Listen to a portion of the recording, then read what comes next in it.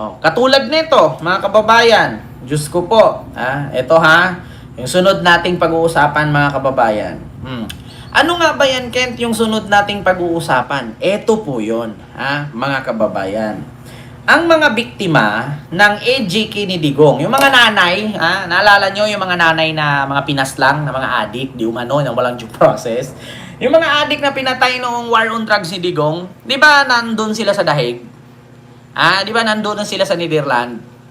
Mga kababayan, yung tatlong nanay, asawa, nanay, kapatid, parang ganun yun halo-halo. Basta kamag-anak ng mga pinatay. Ito po yun, mga kababayan. Meron po kasing nilabas ngayon, mga kababayan, itong si Cathy Binag. Ang nilabas ni Cathy Binag, mga kababayan, ay ito po. So, ito ang pinost ni Cathy Binag sa baba. Si Cathy Binag nag-post niyan, mga kababayan. Ang totoong picture, ito pala. Ang totoong picture, wala silang hawak na bag. Pero inedit po yan, may bag na silang hawak, tapos may presyo na. Kita nyo, mga kababayan? Sana makarating po ito sa NUP, or National Unions of, of Lawyer in the Philippines, kasi sila po ang may hawak ng mga magulang ng biktima ni Digong. Sana makarating ito kila Attorney Conte, nila Trillanes, itong mga ginagawa na yon ng mga DDS na pineke at ginawaan nila ng kwento, itong mga tawag dito, mga magulang ng biktima sa war on drugs ni Digong. According kasi dito, mga kababayan, sa post ko kanina sa aking Facebook page, sa aking YouTube, dito sa aking YouTube channel, mga kababayan, ito po yan. Ang post ni Cathy Binag, wait lang mga kababayan. Saan ba yung post ni Cathy Binag, mga kababayan? Ito yung post ni Cathy Binag, mga kababayan. Ayan, Cathy Binag yan. Ang post niya dyan, ang bag ni mother na dito na side ay Louis Vuitton Speedy 25 in monogram, canvas 93,000 to 111,000. Ito, yung Louis Vuitton Speedy 25 in monogram. So ito po yon. Nagkakahalaga daw ng 93,000 to 111,000.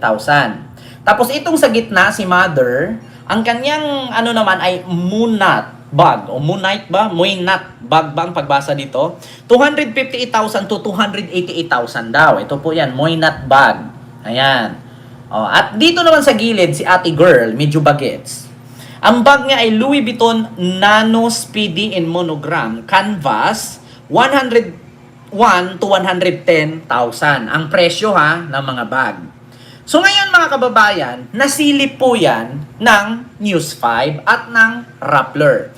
So kung pupuntahan nyo po ngayon, mga kababayan, itong tawag dito, post ni Cathy Binag, mga kababayan, ay na-fact check po ng Rappler, Napa-fact check ng Rappler, mga kababayan, na hindi totoo at edited ang mga video. So ngayon, sa mga nagtatanong, sino ang niyan, Ken?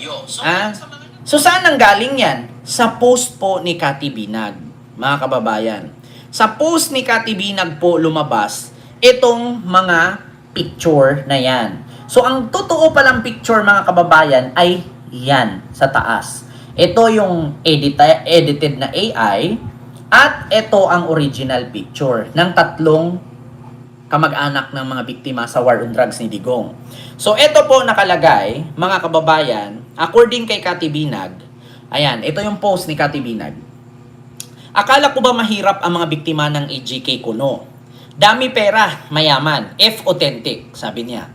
But nasa Europe so bawal magdala ng fake doon. Yung mga bag daw, so di ba kapag nagdala ka ng faking bag sa Europe, huhulihin ka kasi bawal nga naman ang fake doon. So sabi niya, daming pera, mayaman, F authentic. But nasa Europe so bawal magdala ng fake doon. Mukha at katawan lang pwede. Handbag identification and pricing. Left woman in scarf, Louis Vuitton Speedy 25 in monogram canvas, 1,600 to 1,900. So Philippine money, 111,000. Middle girl, woman in blazer, Moynat Gabriel PM in black grained leather. So, $4,500 to 5,000. So, Philippine money, 288. Ang sabi niya. Tapos, right woman in turtleneck. O, si ate girl, yung medyo bagets.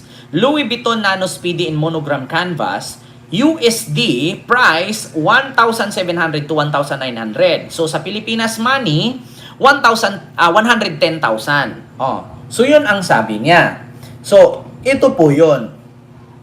Ngayon, mga kababayan, pag pumunta ka sa post ni Cathy Binag, naka-fact check na siya ng Rappler na peke. At according nga dito, mga kababayan, sa post ng TV5 or News 5, ito po mga kababayan, ito po ang post ngayon. Kumakalat sa social media ang altered post kung saan nilapatan ng mamahaling bags ang larawan ng ilang kamag-anak ng drug war victims na nagtungo sa dahig.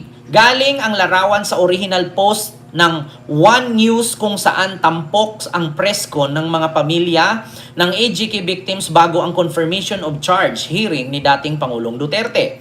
Kapansin-pansin may mga pagbabago sa facial features sa altered photo. Binago rin ang porma ng mga kamay na may mga nasa larawan. So ito po mga kababayan. Ito ay galing sa News 5 na picture.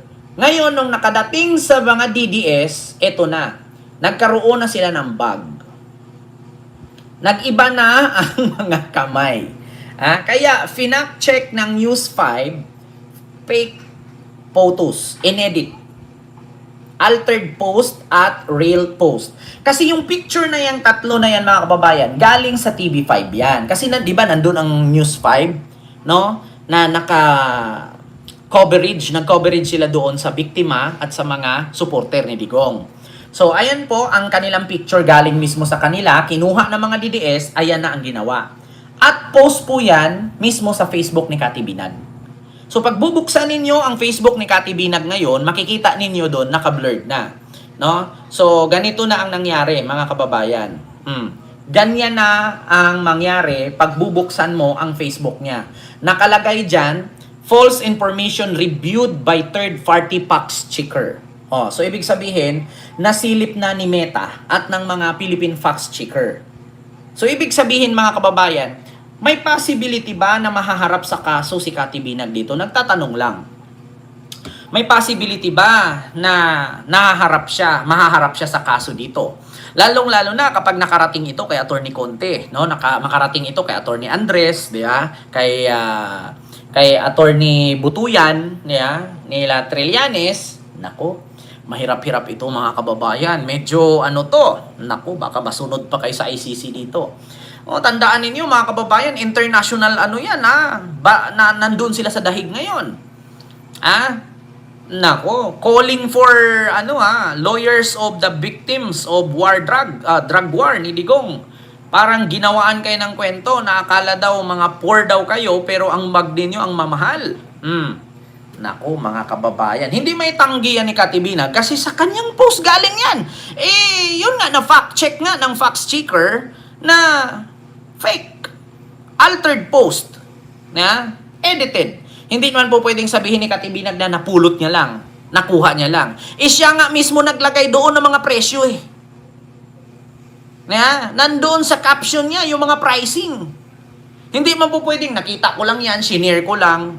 Yan na naman tayo Yan na naman tayo sa nakita ko lang, shinare ko lang. Alam mo namang fake yan, papatulan mo, magiging Jack Argota na naman tayo nito.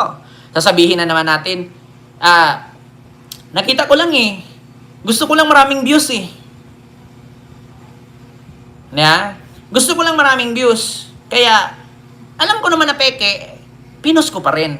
So, mga DDS? Nakadalawa na kayo. Hindi, nakaapat na. Jack Argota, Jeffrey Celes, Jason Sa, Cathy Binag. Kaapat na kayo. NBI? Itutulirit na lang ba natin tong ganito? NBI? Ako po'y nananawagan kay NBI Director Melvin. NBI Director Melvin Matibag. Ako po'y nananawagan. Calling for NBI Director Melvin Matibag. So, itutulirit ba natin tong ganito? 'Di ba? Itutolerate ba natin yung ganito? Nakaapat na sila, oh. Jack Argota, Jay Sonsa, Eric Celes, Binag. Itutolerate ba natin to? Mga kababayan, yung ganito? Akala ko ba, sino pa ba ang sino po ba ang Committee on Fake News? Sino po ba? Committee on Fake News Affairs. Sino po bang mga may niyan? No, mga kababayan. Ayan, Christian Isguera, interview Attorney Conte. This said, they will charge Binag with cyber libel. Nako, patay ka dito. Sige nga, tignan nga natin si Christian Isguera. Oo, meron daw. Interview daw ni Christian Isguera si Attorney Conte. Nako, eto nga. Sige nga, pakinggan natin Christian Isguera. Ayan. Oo. Gwapo-gwapo pa naman to si Christian. Yeah, in-interview daw si Attorney Conte about Binag.